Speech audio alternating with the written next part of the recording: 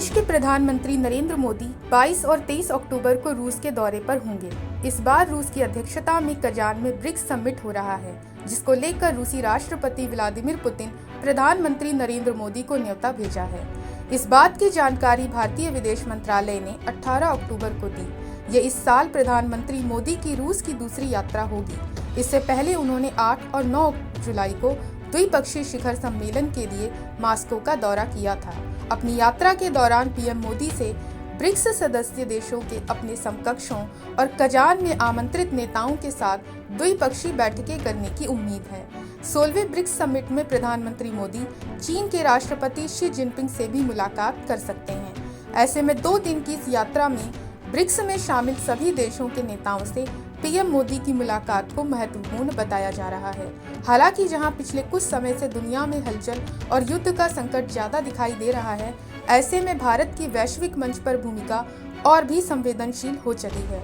भारत और रूस सहित कई विकासशील देशों का आपस में ये सहयोग संगठन, जिसे ब्रिक्स कहते हैं, इस पर पूरी दुनिया की निगाहें टिकी हुई हैं। ऐसे में आइए जानते हैं कि ये संगठन है क्या और आज के परिप्रेक्ष्य में इसका क्या महत्व है।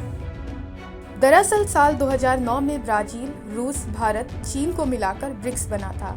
साल 2010 में इसमें दक्षिण अफ्रीका शामिल हुआ और इन देशों के नाम के पहले अक्षर से मिलकर बना ब्रिक्स।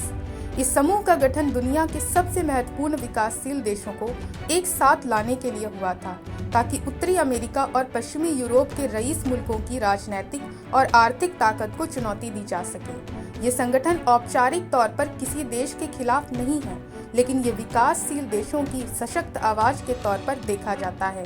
ये संगठन कितना प्रभावी हो सकता है, इसका अंदाजा इससे लगाया जा सकता है कि संयुक्त रूप से ब्रिक्स सदस्य विश्व की जमीन का लगभग 30% और वैश्विक जनसंख्या का 45% हिस्से का प्रतिनिधित्व करते हैं।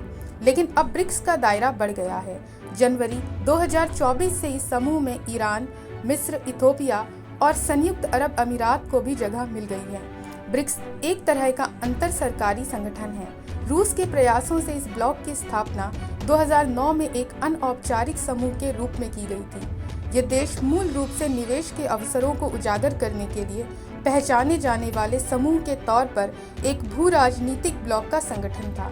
ब्रिक्स का प्रमुख मकसद विकासशील देशों का आपस में आर्थिक सहयोग बढ़ाना है, जिससे दुनिया के विकसित देश अपनी नीतियां उन पर ना थोप सकें और ये देश मिलकर उनका मुकाबला कर सकें। इसके प्रमुख मकसदों में विकसित और विकासशील देशों के बीच तालमेल कायम रखना भी शामिल है। एक दूसरे से राजनीतिक संबंध बेहतर बनाना, आपसी आर्थिक मदद और एक दूसरे की सांस्कृतिक रक्षा करना भी शामिल है। ब्रिक्स का शिखर सम्मेलन हर साल होता है। पिछले साल ये दक्षिण अफ्रीका के शहर जोहान्सबर्ग में हुआ था। इस साल ये रूस के कजान शहर में हो रहा है। पीएम मोदी रूसी राष्ट्रपति व्लादिमीर पुतिन के बुलावे पर आगामी 23 और 24 अक्टूबर को इसी शिखर सम्मेलन में शिरकत करने जाने वाले हैं। इस साल के शिखर सम्मेलन का विषय न्याय संगत वैश्विक विकास और सुरक्षा के लिए बहुपक्षवाद को मजबूत करना है। विदेश मंत्रालय ने कहा है कि ये नेताओं को प्रमुख वैश्विक मुद्दों पर चर्चा करने के लिए एक महत्वपूर्ण मंच प्रदान करेगा। मंत्रालय ने कहा कि शिखर सम्मेलन ब्रिक्स द्वारा शुरू की गई पहलों की प्रगति का आकलन करने और भविष्य के सहयोग के लिए एक संभावित क्षेत्रों की पहचान करने का एक मूल्यवान मौका प्रदान करेगा। शिखर सम्मेलन से पहले राष्ट्रपति पुतिन ने कहा कि ब्रिक्स समूह अपने आकार और विकसित पश्चिमी देशों की तुलना में अपेक्षाकृत तीव्र वृद्धि के कारण आने वाले वर्षों में वैश्विक आर्थिक वृद्धि में सबसे अधिक योगदान देगा। गौरतलब है कि रूस इस साल ब्रिक्स की अध्यक्षता कर रहा है। रूस का भारत के साथ एक अनवरत रिश्ता रहा है। ये रिश्ता चाहे रक्षा का हो या फिर ट्रेड का हो या फिर ऑयल का हो, इस पर सवाल तो कई उठे हैं, लेकिन भारत ने अपना पक्ष लगातार रखा है। ऐसे में सबसे ज्यादा नजर इस बात पर रहने वाली है कि पुतिन के साथ पीएम मोदी की क्या बात होगी। फिलहाल इस सम्मेलन में कई मुद्दों पर बात होने की उम्मीद की जा रही है, जिनमें कुछ मुख्य विषय शामिल हैं, जैसे कि रूस यूक्रेन के बीच लंबे समय से चल रहे युद्ध का समापन होने को लेकर बात हो सकती है। इकोनॉमिक मुद्दे हैं, उन पर भी बात हो सकती है। आर्कटिक रीजन में भारत क्या कुछ कर सकता है, वहां पर शिप बिल्डिंग के बारे में बात हो सकती है। सी रूट्स के बारे में बात हो सकती है। कार्गो टारगेट्स के बारे में बात हो सकती है। तो ये सभी मुद्दे काफी अहम हैं, जिस पर बात हो सकती है।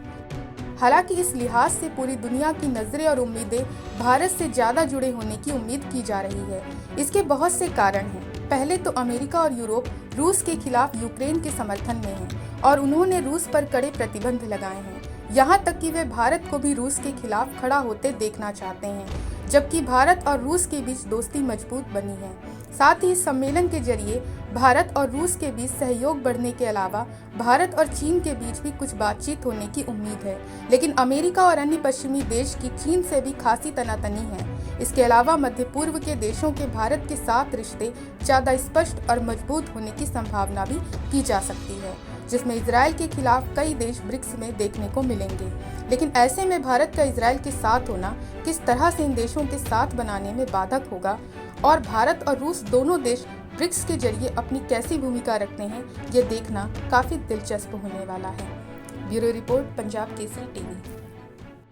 हमसे जुड़े रहने के लिए हमारे YouTube चैनल को सब्सक्राइब करें और नई वीडियो की नोटिफिकेशन के लिए बेल आइकॉन को दबाएं।